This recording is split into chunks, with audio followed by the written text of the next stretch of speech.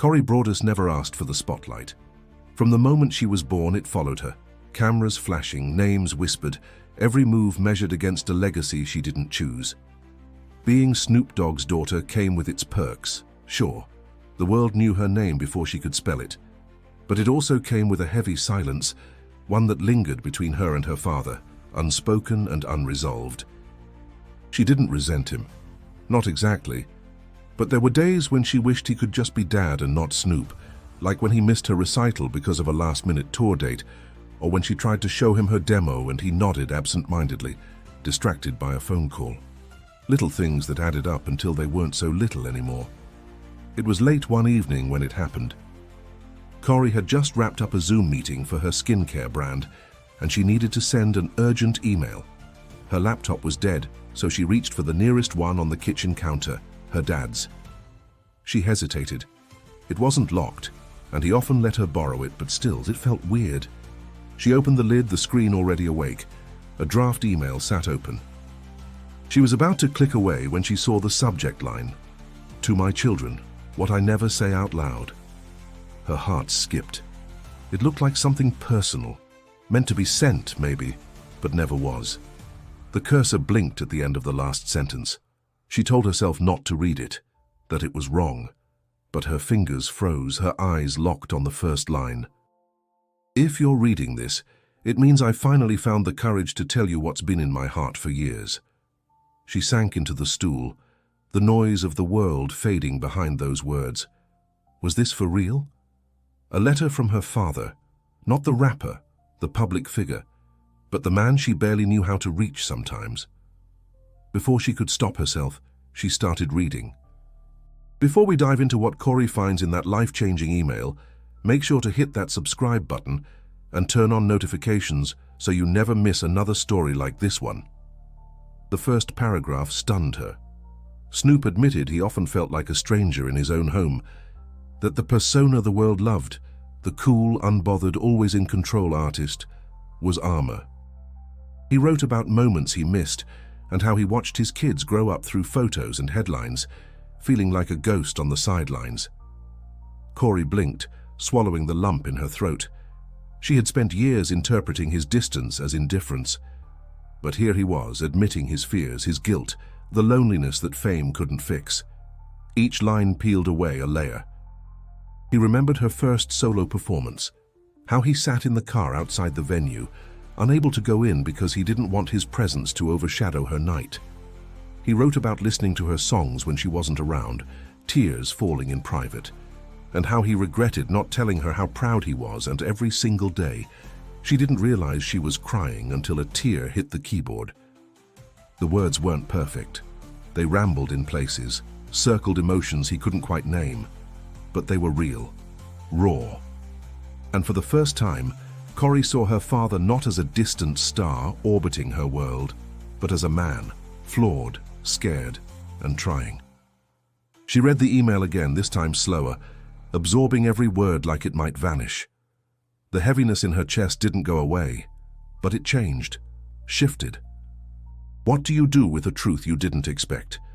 Cori didn't have the answer yet, but she knew one thing: she would never look at her father the same way again. The silence in the kitchen stretched, thick and unreal, as Cori sat frozen in front of the screen. Her father's words echoed in her mind, reverberating with a weight she wasn't prepared to carry. Every sentence felt like a key turning in a lock she didn't even know existed. The door was open now, and there was no closing it. She kept reading. "I've always wanted to be the kind of dad you could brag about," he wrote. "Not just for the music or the fame, but for being present. But I let fear talk me out of showing up the way I should have." The letter was more than confessional. It was a window into a man burdened by his own legend. He admitted he sometimes felt like he didn't know how to be a father without messing up. That every time he tried to show emotion, it came out wrong, or worse, came out cold.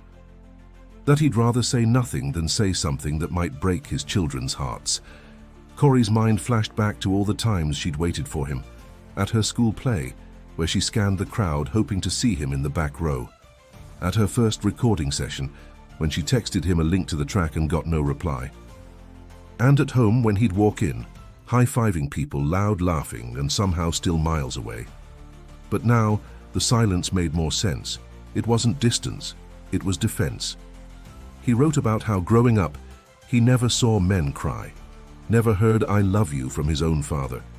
He learned to survive through bravado, to communicate in rhymes, to bury softness under swagger. But fatherhood had changed him, or at least tried to. "I wanted to tell you how much I love you, but I didn't know how to say it without sounding weak," the letter said. "And I see now that silence hurt more than any words ever could." Cori wiped her face with her sleeve, trying to steady her breathing. How many times had she begged in her own quiet ways for some kind of emotional honesty? And now here it was, and too late. Or maybe right on time. She kept going. He wrote about the night she had a panic attack before a live performance. He was on tour and couldn't be there, but he had watched a live stream from his green room. "You didn't know, but I cried that night," he admitted. "Not because you were scared, but because you went out there anyway." That line broke her. He had been watching. He had seen her. And he'd been proud, but silent. She sat back, overwhelmed by a cascade of emotions she couldn't yet name. Hurt, yes, but also clarity, and something new. Compassion. Her father wasn't perfect, not even close. But he wasn't the careless, distant figure she had painted in her mind either.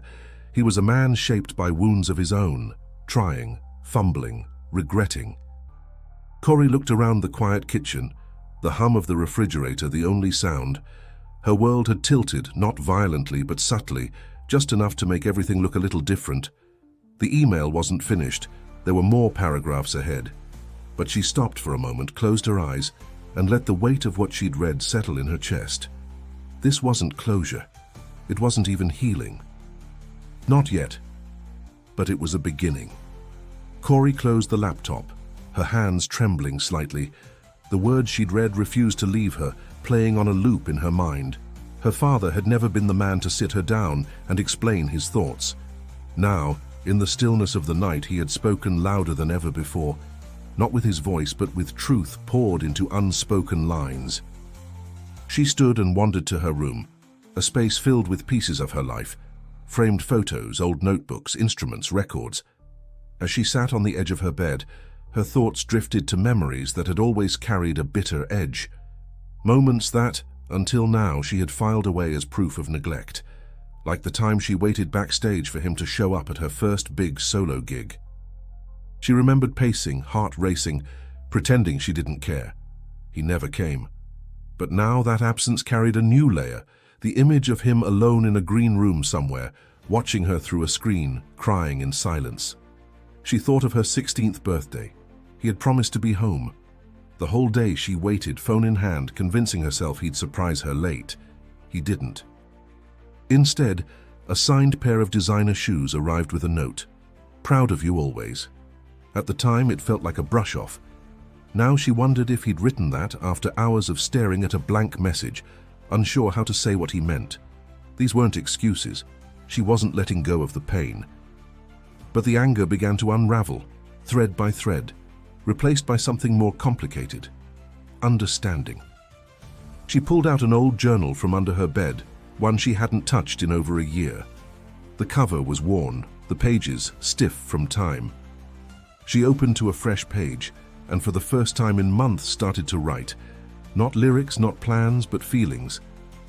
All the weight she'd been carrying, all the confusion, the love, the resentment, the hope, she let it pour out in ink. The act was liberating. For so long, Cori had defined herself in opposition to him. She didn't want to be a shadow. She wanted light of her own. But now she saw that her identity wasn't just reaction. It was transformation. What he couldn't give her, she had learned to build. The absence shaped her, yes, but so did the resilience she forged in response. Over the next few days, something began to shift in her. Her music sessions felt different. She wasn't chasing a hit or trying to prove anything. She was telling stories, her stories. The pain, the complexity, the layered love between a daughter and a father who had struggled to bridge the space between them. Her social posts took on a different tone. She began speaking more openly about mental health, about growing up under scrutiny, about the weight of legacy, and the fight to define yourself outside of it. She wasn't afraid anymore of being vulnerable. One morning, she posted a video clip of herself playing a new melody on the piano, captioned simply, "Healing sounds different every day." It went viral, not because it was polished, but because it was real. And in that realness, she found something she hadn't expected: connection. Cori didn't know where this new path would lead. But she knew this.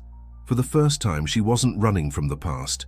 She was walking through it, eyes open, heart guarded but hopeful. The days passed, but the weight of the email didn't fade. It lingered in Cori's chest like a question unanswered. The more she thought about it, the more she realized she couldn't keep it to herself. Not because she needed a reaction, but because something inside her needed closure, or at least a deeper kind of honesty. One afternoon, she asked him to sit down. No distractions, no music playing in the background, no entourage, just them. He looked puzzled at first, a little guarded, like he expected an ambush. Cori hesitated for a beat, then told him the truth. "I read the email," she said quietly. "The one on your laptop. The one you never sent." For a moment, he didn't say anything. His eyes narrowed, not in anger, but in thought. Then he exhaled, long and slow, and rubbed the back of his neck like he always did when words were hard. "I figured you might," he finally said. "Guess I never hit send because I didn't know if it was too much or too late." "It wasn't," she said. "It wasn't too late." The words between them spilled slowly at first, like water through a crack in a dam. But once it started, it didn't stop. They talked for hours, about the missed moments, the heavy silences, the fears they both carried but never voiced. She told him how invisible she had felt growing up, how she always wondered what she needed to do to be seen. He nodded, listening more than speaking, eyes glassy. Then, for the first time, he told her about his childhood, about growing up in a house where emotions were tucked away like shame, how music became his escape, his language, his armor, and how being a father terrified him because he didn't want to mess up what he never learned to do right. "I thought if I just gave you all everything I never had, that'd be enough," he said, voice cracking. "Turns out, love don't work like that." Cori reached for his hand. It was a simple gesture, but it carried years. They started talking more after that. Not every day. Not always about deep things, but enough to start rebuilding. Sometimes it was just a text about a new song or a photo she'd send from the studio. Other times, they'd share meals, laugh about things that once would have caused tension. The heaviness between them started to lift, not erased but shared. One evening, he played her a beat he'd been working on. It was stripped down, soulful, nothing like his usual sound. She picked up the melody, added her voice to it, soft and raw. "Maybe we do a track together," he said after. "Something real," she smiled. "Only if we write it together. No ghostwriters." They both laughed, and in that moment, something old and something new met in harmony. This wasn't a fairy tale. It was two people trying to understand each other across a divide neither asked for.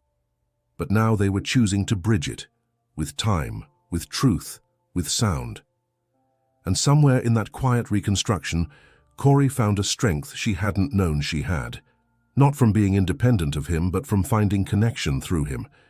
The past couldn't be undone. But the future?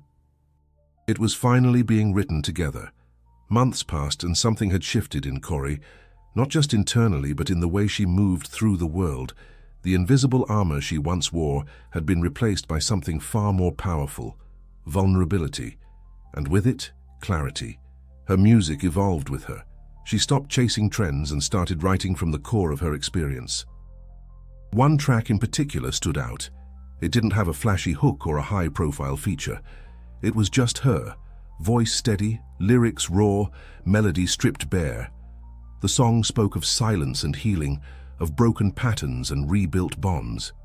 It was in every way a conversation with her father and with herself. When the single dropped, it caught people off guard. Fans who had followed her casually were stunned by the emotional depth.